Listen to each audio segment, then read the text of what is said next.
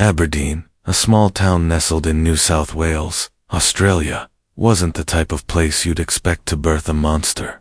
Quiet, dusty, and working class, it was a town where neighbors knew each other by name, where most people worked at the meatworks or drank away their evenings at the local pub.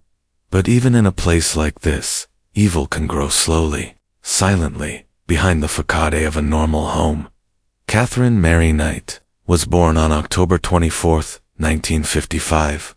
Her childhood was defined not by innocence or joy, but by chaos and cruelty. The second youngest of a brood of children, she was raised in an environment of deep dysfunction. Her mother, Barbara, was no stranger to scandal. Before Katherine was born, Barbara had left her husband, a well-respected man, to run off with his co-worker, Ken Knight, Katherine's eventual father. Their affair shocked the conservative community of Aberdeen. But the shock didn't end there. Ken Knight was a violent alcoholic, with a vicious temper and no patience for children. He ruled the household with fear, using fists instead of words. Katherine witnessed her father's rage often, watching helplessly as he beat her mother and lashed out at her siblings. It wasn't just physical violence, it was psychological warfare. Ken would rant for hours about how the world had wronged him. He taught his children that strength came from dominance, not compassion. Katherine absorbed every moment like a sponge. School was no escape. Katherine was withdrawn and volatile, quick to anger and impossible to predict. She wasn't unintelligent, far from it, but she had no interest in fitting in. Teachers described her as distant and explosive, while classmates avoided her completely. She was known to assault peers for the slightest provocation, and even stabbed a boy with scissors at age 13. But authorities did little. In rural towns like Aberdeen, children like Katherine simply grew out of it, except she didn't. Single quotes to dot. By the time Katherine left school at 15, she had barely learned to read or write, but she knew how to intimidate. She wasn't interested in becoming a nurse or secretary like other girls her age. She wanted to be where the blood was. So she took a job at the local abattoir, a slaughterhouse known for processing thousands of cattle a week. Most people couldn't stomach the work. Katherine thrived in it. From the first day, she showed an unnatural enthusiasm for the brutal process. The sounds of screaming cattle, the metallic scent of fresh blood, and the rhythmic slicing of knives became her symphony. She moved with precision and purpose, wielding her blade like an artist with a brush. Supervisors quickly promoted her to awful room, a place usually reserved for only the most skilled and least squeamish workers. She excelled. Within months, she was gifted her own set of butcher knives, which she took home proudly. Instead of locking them away, she displayed them above her bed. When asked why, she calmly replied, "In case I need them." No one questioned her, not seriously, anyway. After all, she was just a young woman who'd found her calling. A little intense, sure, but no one saw what was building inside her. Outside work, Katherine developed a chilling double life. She could be warm and maternal one moment, then cold and dangerous the next. She had a smile that rarely reached her eyes, and her mood could shift in seconds. Those who got close to her quickly learned that love, in Katherine's world, came with rules. Obey, and you'd be rewarded. Cross her, and you'd regret it. By her early 20s, Katherine had already developed a reputation around town, not just as a skilled butcher, but as someone with a hair-trigger temper. Men who dated her quickly learned that she was possessive, jealous, and violent. But there was something magnetic about her, too. She was fiercely loyal, passionate, and even nurturing when she wanted to be. People often mistake obsession for love, and in Katherine's case, many mistook danger for intensity. One former boyfriend recounted how she would sit quietly for hours watching horror movies, memorizing scenes where victims were dismembered or tortured. She wasn't scared. She was studying. Another ex said she once threatened to kill him in his sleep, and the next day acted as if nothing had happened. When asked why he stayed with her, he simply said, She made you feel like you were the only man in the world, ... until she snapped. But it wasn't just her partners who feared her. Katherine's family walked on eggshells around her, never sure when she'd erupt. She once beat her own sister unconscious with a frying pan after an argument over borrowed clothes. Yet police were rarely involved.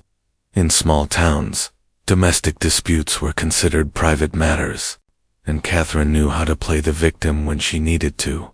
By the end of the 1970s, Katherine Knight had left behind a trail of broken relationships, hospital visits, and terrified former lovers. But no one truly understood what she was capable of. The knives above her bed weren't just tools of her trade. They were extensions of her rage, waiting, watching, and soon they would be used not in the factory, but in a crime that would shock the world. Love, to Katherine Knight, was never about tenderness or trust. It was about power, control, possession, and anyone who dared fall into her orbit learned the price of loving a woman like her. For Katherine, relationships were like hunting grounds, thrilling at first, then suffocating, then violent.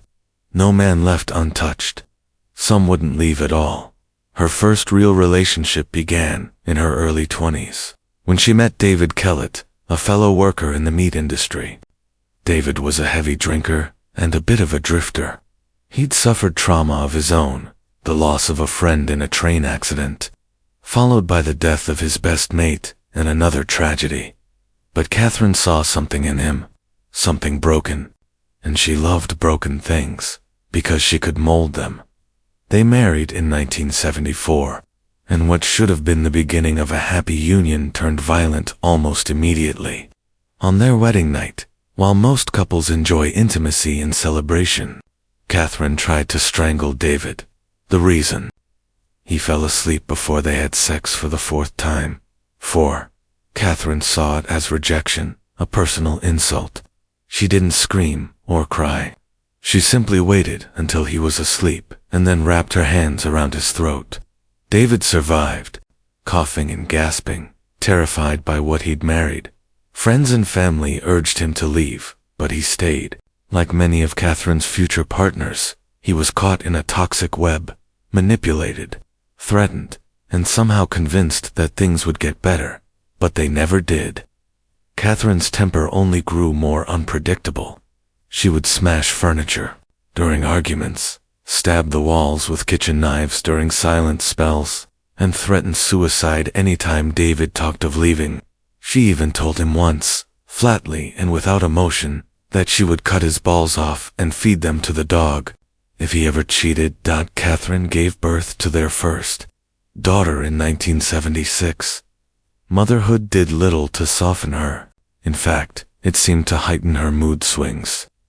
During one fight with David, she placed their 2-month-old daughter on the train tracks shortly before a train was due, then walked away. Miraculously, an old man nearby rescued the baby, just in time. Katherine was arrested and hospitalized, diagnosed with postnatal depression, and released after a short stint.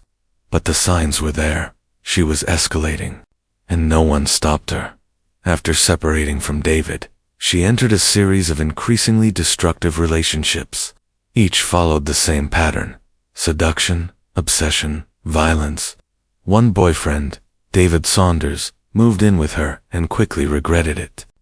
Katherine grew paranoid he was cheating, even though there was no evidence. One day, to teach him a lesson, she slit the throat of his 2-month-old dingo puppy in front of him. Blood poured onto the carpet as she stared at him coldly and said, "That'll happen to you next." David stayed, terrified, emasculated, and trapped. He eventually left, but not before she fractured his skull with a frying pan. He survived, barely. The cycle repeated with John Chillingworth, a former co-worker who became her next serious partner. They had a child together, and for a time, things seemed to stabilize. But stability was not in Katherine's nature. She began cheating on Chillingworth with a man named John Price, and when Chillingworth found out, she beat him and kicked him out of the house, taking full custody of their son, John. Price would become Katherine's final relationship. A father of 3, Price was well liked in the community, quiet, hardworking, and patient. He knew of Katherine's past, but thought he could handle her. People always think they can handle the storm until they drown in it. At first, their relationship was passionate. Katherine cooked, cleaned, doted on his children, but soon, her jealousy surfaced. When he refused to marry her, she grew resentful. When he refused to cut off contact with his ex-wife, she became furious. Then she found a videotape of items John had taken from work, expired medical kits from the trash, and sent it anonymously to his employer. He was fired. 20 years of service gone. Price kicked Katherine out, but she eventually wormed her way back in, and, like always, things only got worse. She began threatening his children, writing hateful notes, telling him she would cut his heart out if he ever left again. In early 2000, Price finally had enough. He told friends and coworkers that he feared for his life. He made one chilling statement: "If I don't show up for work tomorrow, it's because Katherine killed me." The warning went ignored. No one called the police. No one intervened. He filed a restraining order on February 28, 2000. That night, he returned home and locked his bedroom door. Katherine showed up uninvited. She cooked dinner, seduced him into bed, and waited until he fell asleep. What happened next would become one of the most gruesome murders in Australian history. But before the blood, before the butcher's knife left its sheath, before she skinned him like cattle, it all started here, with love, with obsession, with a cycle that no one broke, a cycle Katherine perfected. Her love was a weapon, her rage, a recipe, and John Price was about to become her final meal. February 29, 2000, a date etched in horror. By the time the sun rose over the town of Aberdeen, New South Wales, John Price was already dead. But not just dead, mutilated in ways that even the most seasoned homicide detectives had never witnessed. What happened inside his home that night would shake a nation and enter the annals of crime history as one of the most grotesque acts ever committed on Australian soil. It began with silence. That evening, Katherine Knight arrived at John Price's home, uninvited. She had been kicked out days earlier, after sabotaging his career, and he had made it clear their relationship was over. But Katherine didn't care about boundaries. She was never the type to accept rejection. Price had spent the day with coworkers, joking nervously and telling them again that if he didn't show up the next morning, they should call the police. Everyone chuckled uncomfortably. It wasn't the first time he'd said that, but this time, it wasn't a joke. That night, Price locked his bedroom door and went to bed alone. But Katherine had a key. Around 11 p.m., she let herself in, made a casual dinner, then quietly entered his bedroom. The two had sex, most likely initiated by Katherine. It's believed she did this to lower his guard, to lull him into sleep, to keep everything calm before the storm. Hours later, when Price was in a deep sleep, she made her move. She retrieved her butcher's knives, the same blades she'd once used with surgical precision at the abattoir. Blades she had cleaned, sharpened, and likely stared at 4 hours in the days leading up to this moment. This wasn't an impulsive act. It was planned, premeditated, executed. She plunged a knife into his chest. Once, twice. Again, the attack startled him awake, and he tried to flee. Blood spattered across the walls as he staggered through the house, leaving trails behind him. He managed to open the front door and nearly escaped, but collapsed on the porch. Katherine dragged him back inside. The neighbors would later recall hearing strange thuds around midnight, but brushed it off. They didn't want to get involved. What happened next went far beyond murder. Katherine didn't just kill John Price. She butchered him, methodically and calmly. Over the next several hours, she skinned his entire body in a single piece, from the neck down, including his face, and hung the skin on a meat hook in the living room. Police would later describe it as a perfect job. No rips, no tears. Just cold, practiced skill. She then decapitated him and placed his head in a stock pot, which she set to boil on the stove with vegetables and seasoning. Nearby, she cooked slices of his flesh in a pan. On the dining table, she arranged 2 full meals: meat, baked potatoes, pumpkin, zucchini, cabbage, and gravy. Next to each plate were handwritten name tags, one for each of Price's children. Katherine had prepared a cannibalistic family dinner featuring their father. The chilling intention was clear. She wanted his kids to come home, sit down, and unknowingly eat their own father, but for reasons unknown, she didn't go through with it. Perhaps she passed out.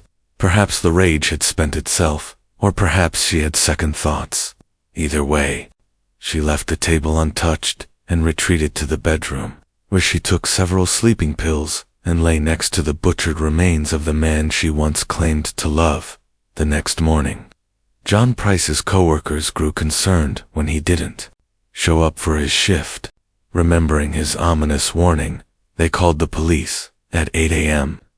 Officers arrived at the scene. What they found was something out of a horror movie. The front door was locked, but the trail of blood on the porch told them everything they needed to know. They forced their way inside. The smell hit them first, a nauseating mix of blood, cooked meat, and death. Then they saw the hanging skin, swaying gently from the ceiling like a macabre trophy dot. Further inside, they discovered John Price's head boiling in a pot, and the grisly dinner waiting at the table. In the bedroom, they found Katherine unconscious, but alive. She had attempted to take her own life, but had failed. When paramedics revived her, she was dazed, confused, and unrepentant.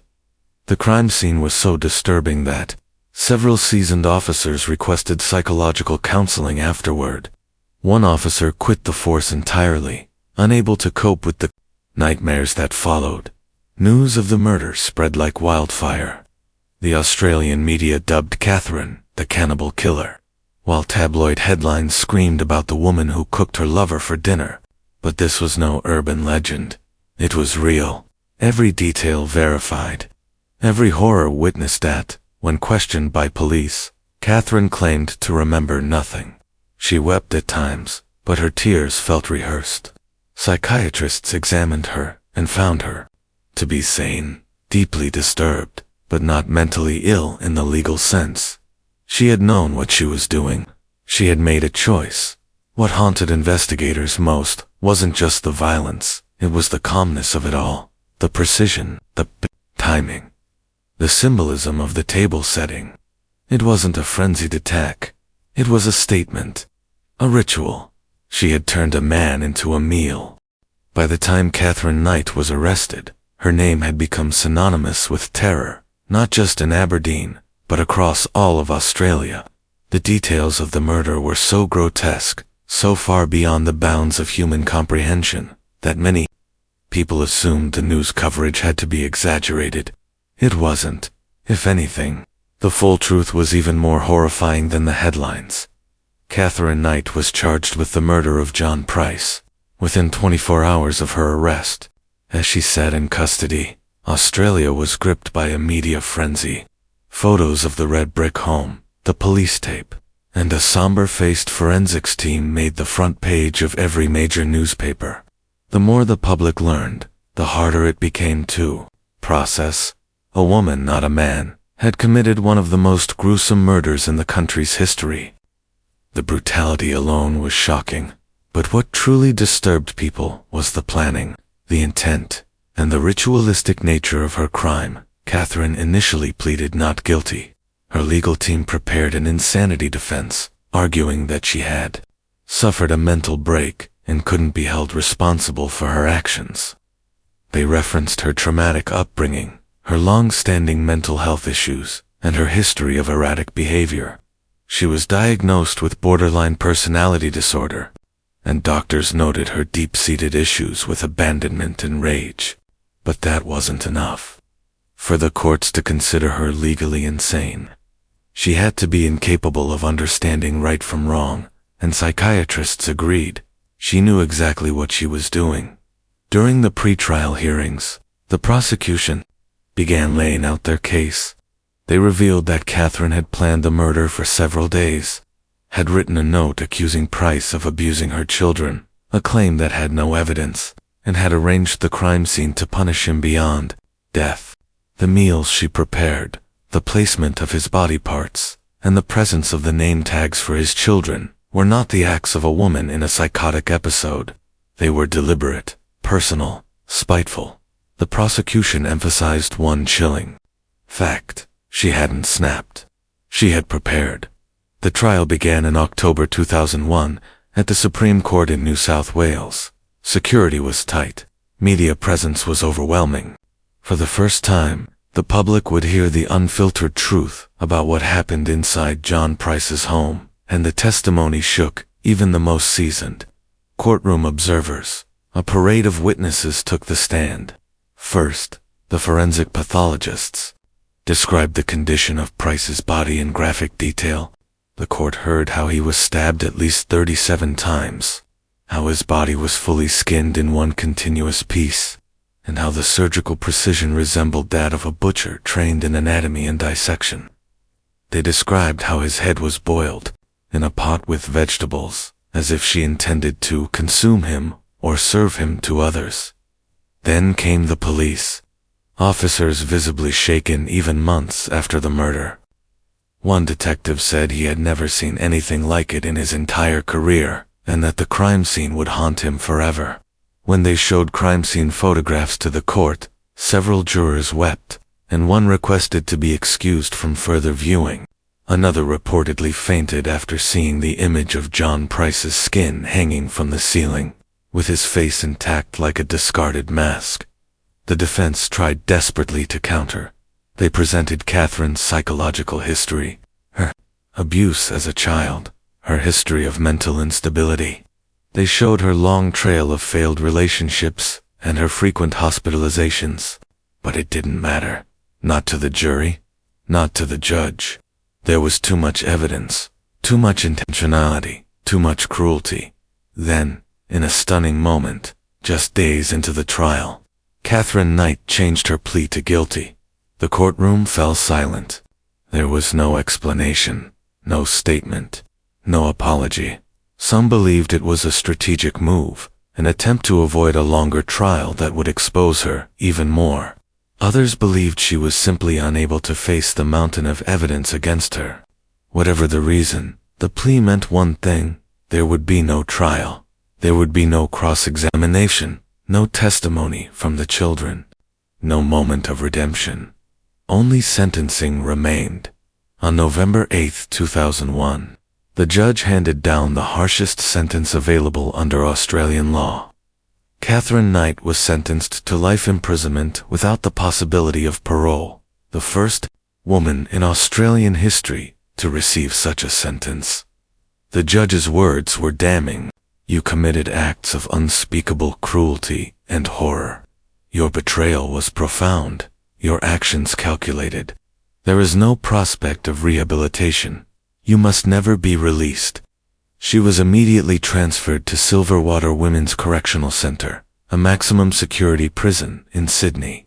There, she remains to this day, confined to a small cell, under constant surveillance, and reportedly still in denial about the full nature of her crimes. She has never shown remorse, never offered a genuine apology.